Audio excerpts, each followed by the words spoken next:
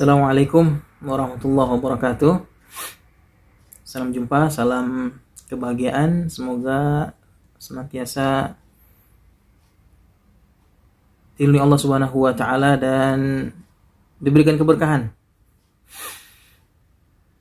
Kemarin tanggal 5 November 2020 adalah hari yang bersejarah dan hari yang sudah sepantasnya kita abadikan.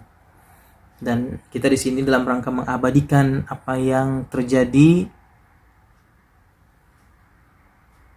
beberapa bulan ke depan, yang itu titik tolaknya adalah hari kemarin. Apa itu? Yaitu ditiadakannya atau dihapuskannya sistem sponsor kafil. Jadi 4 bulan ke depan, tepatnya 14 Maret 2021, Saudi Arabia membuat satu keputusan yang luar biasa, menghapuskan sistem kafalah, menghapuskan sistem sponsor. Jadi sudah tidak ada lagi kesponsoran di Saudi Arabia. Masing-masing pekerja menjadi sponsor bagi dirinya, atau dia langsung bertanggung jawab kepada pemerintah Saudi Arabia. Berkaitan dengan perpanjangan iqomahnya, berkaitan dengan hal-hal ya yang terkait dengan urusan-urusan administratif. Apa yang luar biasa ya bagi yang tidak tahu ya berkenaan dengan sistem kafalah ini, sistem kesponsoran ini, tentu akan merasa biasa-biasa saja. Apa yang luar biasa ya, negara-negara lain pun tidak ada sistem ya, sistem sponsor, sistem kafalah ya. Setiap orang yang datang masuk ke satu negara untuk bekerja, ya dia bekerja, kemudian dia bisa mengatur kontraknya dengan tempat di mana dia bekerja. Tapi bagi yang sudah tahu Saudi, sudah pernah bekerja di Saudi, sistem kesponsoran ini adalah sistem yang dalam tanda petik ya bisa dibilang mungkin dekat kepada perbudakan buat sebagian ya, buat sebagian. Walaupun pada awalnya sistem ini bukan mengarah ke sana. Ya, bagaimana bisa begitu? Ya, si pekerja betul-betul dikontrol penuh oleh majikan, oleh si kafil atau sponsornya. Dari sisi apa? Dari sisi di mana dia bekerja, berapa upah yang dia terima, bagaimana dengan ijazahnya atau liburannya, apakah dia bisa pulang atau tidak bisa pulang. Ya, kalau pulang kapan? Ya. Kemudian kalau dia ingin menyelesaikan pekerjaannya, ingin keluar dari Saudi Arabia, tidak serta-merta kemudian dia bisa pulang. Ya, karena semua izin-izin ini berada di tangan kafil, di tangan majikan. Bahkan banyak yang terjadi ya, karena tujuan kafalah sebetulnya awalnya, sistem kafil itu, kekafilan awalnya bagus ya. Jadi dikatakan dalam rangka apa? Dalam rangka si kafil ini atau si sponsor ini dia bertanggung jawab atas kehidupan sosial si pekerja. Si kafil ini bertanggung jawab akan keamanan si pekerja ya, karena kan orang luar, dari luar negara yang datang, orang asing yang datang ke negaranya, kemudian dari sisi tempat tinggalnya, kemana dia akan bernaung. Itu awalnya. Walaupun pada kenyataannya kita dapati dan semua merasakan itu ya, sedikit sekali yang yang betul-betul menjadikan sistem kafalah ini sistem yang tadi disebutkan tujuannya. Dan sistem ini sudah berlangsung selama 70 tahun lebih ya,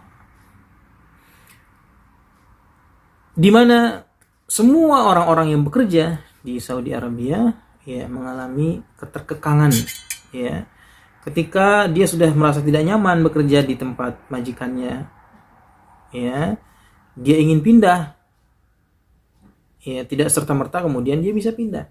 Kalaupun dia bisa pindah, terkadang, ya, majikannya itu tidak melepas begitu saja dengan gratis, ya. Mereka sebagian menjualnya, ya, atau meminta upah bayaran yang nggak tahu itu namanya apa, ya. Kalau para ulamanya sudah melarang itu atau mengharamkan, ya, menjual mengambil bayaran dari kesponsoran, ya, ulamanya. Tapi di zaman Nabi SAW masih ada Abu Bakar, ada Umar, ada Abu Jahal, ada Abu Lahab, ya. Dan kita tidak pungkiri anak keturunan Abu Lahab masih ada, ya. Dan anak keturunan Abu Bakar, Umar, dan Utsman pun serta Ali masih ada yang baik-baik. Tapi intinya adalah Saudi Arabia menghapuskan sistem kesponsoran. Ini tentu disambut dengan karena dia masih 4 bulan ke depan dan pengumuman masih bersifat umum, ya, baru disebutkan 14 Maret, ya, sebagian pengumuman yang ini, ya. 14 Maret dimulai ilgha kafalah, ya, wastubdil binidham ta'akud, ya. Jadi kafalahnya ditiadakan, mereka kemudian diganti dengan sistem akad, sistem kontrak, ya. Jadi sistem kontrak ini hubungan si kafil, si majikan, majikan perorangan maupun perusahaan, ya, ini dia hanya terikat dengan kontrak kerja, nggak ada hubungannya ketika dia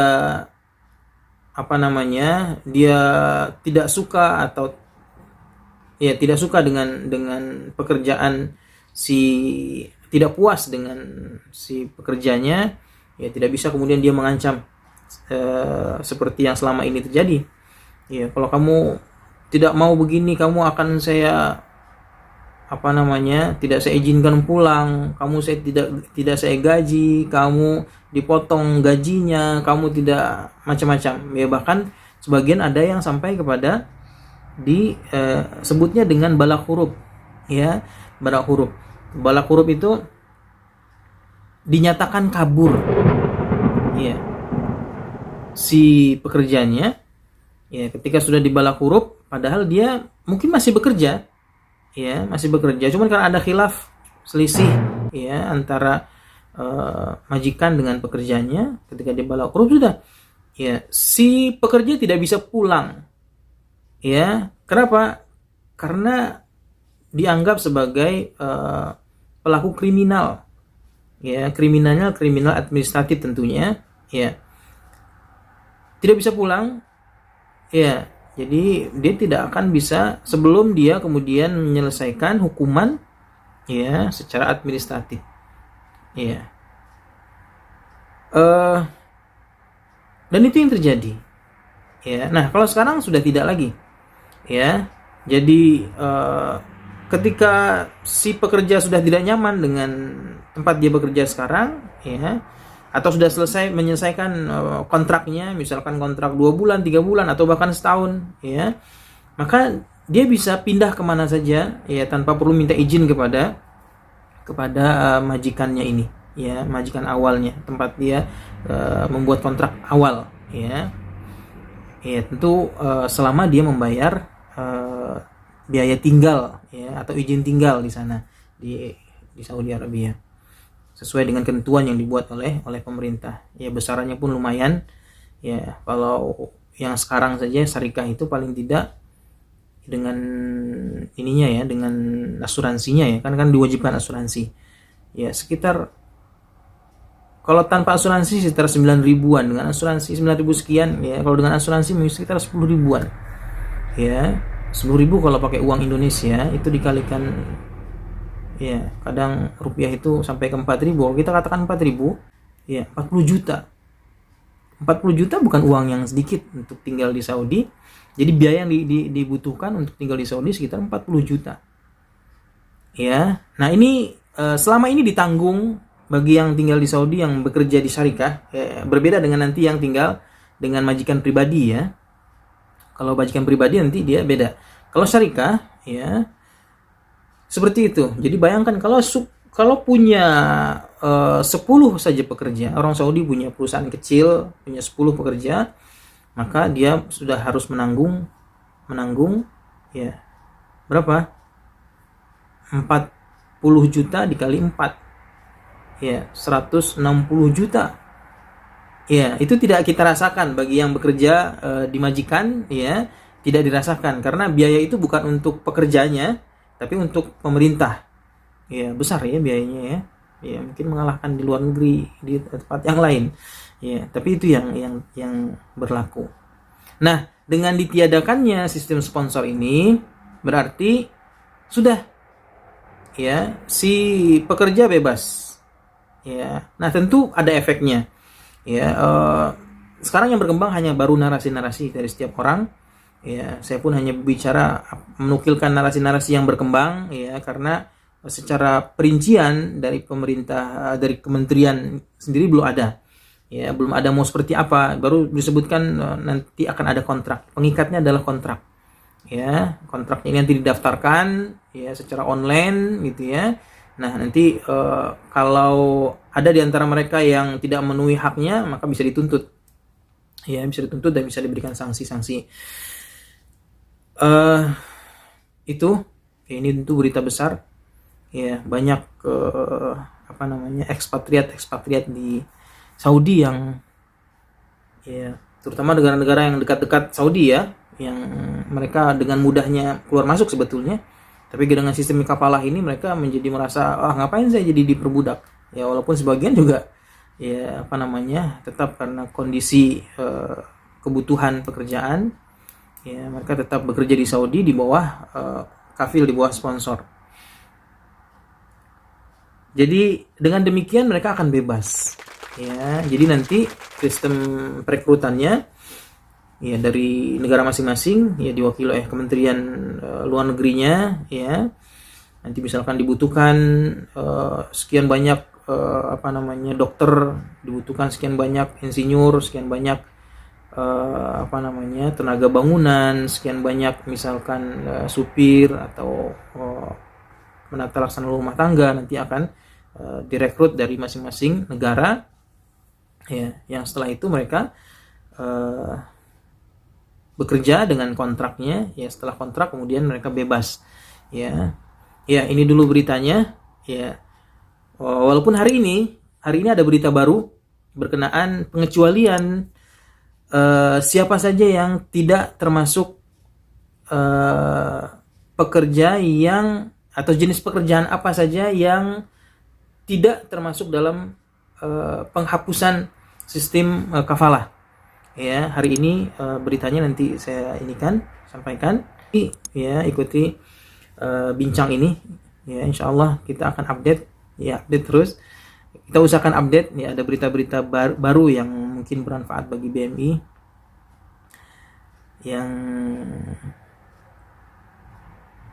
sedikit sekali kita dapatkan berita-berita seperti ini ya. Jadi saya sudah coba searching ya, ternyata minim sekali yang memberitakan perkembangan berita yang ada di Saudi ya, sehingga ikuti ya, saya akan terus update ya dengan berita-berita terbaru berkenaan dengan Saudi Arabia, terutama dengan aturan-aturan atau ya perubahan-perubahan yang terjadi di Saudi Arabia.